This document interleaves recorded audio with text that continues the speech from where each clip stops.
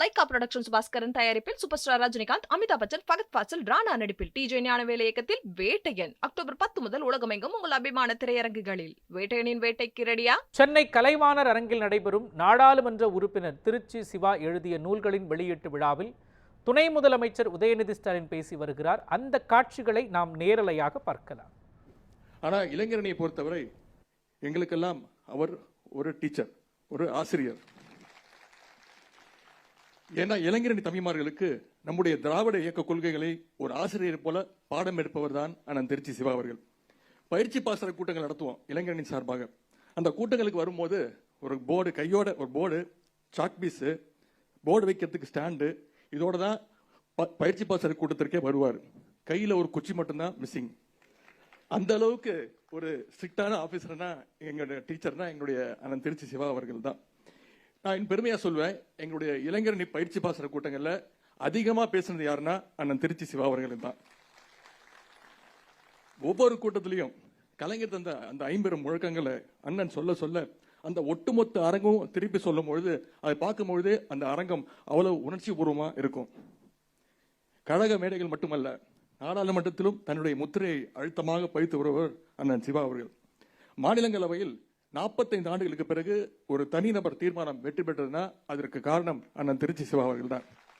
இங்கே ஏற்கனவே குறிப்பிட்ட போல திருநங்கைகளுக்கு சம உரிமை வழங்க வேண்டும் என்ற அந்த தீர்மானத்தை கொண்டு வந்து ஒட்டுமொத்த இந்தியாவையே திரும்பி பார்க்க வைத்தவர் தான் அண்ணன் திருச்சி சிவா அவர்கள். அது 2017 ஜல்லிக்கட்டு போராட்டம் உச்சத்தில் இருந்த பொழுது மாநிலங்களவையில் அண்ணன் சிவா அண்ணன் கொண்டு வந்த தீர்மானம் தான் ஜல்லிக்கட்டு இன்று நடைபெறுவதற்கு காரணம் என்று சொல்லலாம். 1977 நான் பிறந்த பொழுது முத்தமிழர் கலைஞர் அவர்கள் மத்திய சிறையில் இருந்தாங்க. அப்பொழுது நம்முடைய தலைவர் அவர்களுக்கு கலைஞர் அவர்கள் ஒரு கடிதம் எழுதினாங்க. அந்த கடிதத்தில், நான் சிறையில் இருந்த பொழுது நீ குழந்தையாக என்னை பார்க்க வந்தாய், இப்பொழுது உனக்கு பிறந்திருக்கிற என் பேரனும் என்னை பார்க்க சிறைக்கு வருவான் என்று கருதுகிறேன் என்று கலைஞர் எழுந்தார். மேலும் இந்த குடும்பத்தில் மட்டுமல்ல, நமது இயக்கமாம் பெரிய குடும்பத்தில் எத்தனையோ உடன்பிறப்புகளுக்கு இப்படிப்பட்ட சிறை அனுபவங்கள் கிடைத்திருக்கின்றன என்று கலைஞர் அவர்கள் எழுதியிருந்தாங்க. கலைஞர் சொன்ன அந்த எத்தனையோ குடும்பங்கள்ல முதன்மையான குடும்பம்னா அண்ணன் சிவா அவருடைய குடும்பம் ஒண்ணு. அண்ணனுடைய பொதுவாழ்வில் பல முறை சிறை சென்றிருக்கிறார். அவருடைய குடும்பமும் இயக்க பணிக்காக பல்வேறு கடுமையான சூழல்களை எல்லாம் எதிர்கொண்டிருக்கிறது. இதனை தனது நூல்களிலும் அண்ணன் விரிவாக குறிப்பிட்டுள்ளார்.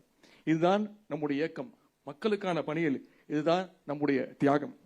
அண்ணன் திருச்சி சிவா அவர்களுக்கு ஒன்றே ஒன்று மட்டும் கூறிக்கொள்ள விரும்புகின்றேன். உங்களுடைய 3 குழந்தைகளும் பிறக்கும் நேரத்தில் நீங்கள் அருகில் இல்லை என்று உங்கள் புத்தகத்தில் வருத்தப்பட்டு எழுதியிருக்கிறீங்க. ஆனால் இன்றைக்கு உங்களுடைய 5 குழந்தைகள் பிறக்கும் பொழுது இந்த அரங்கத்தில் ஒட்டுமொத்த தமிழ்நாடே திரண்டிருக்கிறது.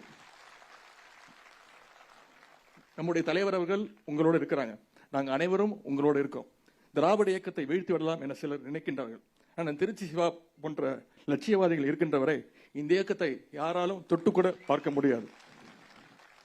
இந்த சிறப்புக்குரிய புத்தகங்களை வெளியிடுவதற்காக வருகை தந்துள்ள இந்திய அரசினுடைய ஒப்பற்ற தலைவர் நம்முடைய மாண்பு முதலமைச்சர் அவர்களை வருக வருக என்று வரவேற்கின்றேன்.